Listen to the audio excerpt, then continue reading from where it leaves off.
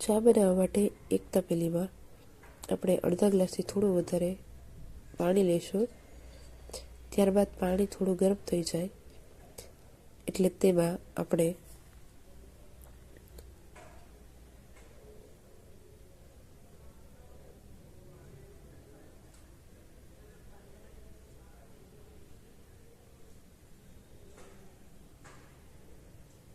હવે પાણી ગરમ થઈ ગયું છે એટલે તેમાં 3 ચમચી ચા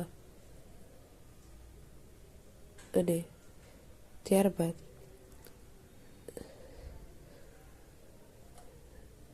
4 ચમચી આપણે ખાંડ નાખીશું. અહીં મેં ખાંડ નાની ચમચીથી માપું છું માટે 4 ચમચી ખાંડ નાખીએ છીએ. તમે તમારા ટેસ્ટ પ્રમાણે થોડું વધારે ઓછું કરી શકો છો. ત્યારબાદ તેને સરખી રીતે ઉકળવા દઈશું. હવે સારી રીતે ચા ઉકળી ગઈ છે. ત્યારબાદ તેને એકવાર હલાવી લઈશું. હવે જે માપથી આપણે પાણી લીધું હતું તે જ માપનું તેટલું જ આપણે દૂધ લઈને અંદર એડ કરી દઈશું.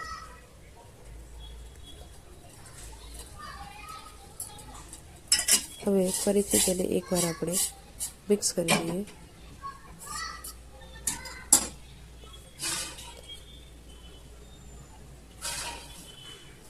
ત્યારબાદ તેમાં આપણે અત્યારે શિયાળો છે માટે આપણે એમાં થોડું આદુનો કટકો લઈને એને છીણીને અંદર નાખી દઈએ.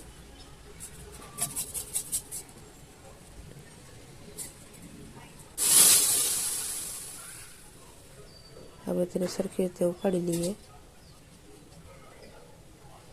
આ રીતે બસ 2 થી 3 ઉભરા આવે એટલે આપણી ચા રેડી છે.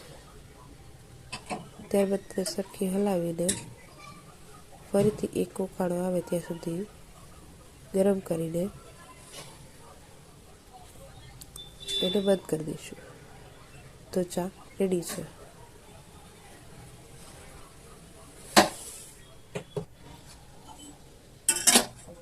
હવે તેને કપમાં ગાળી લઈએ.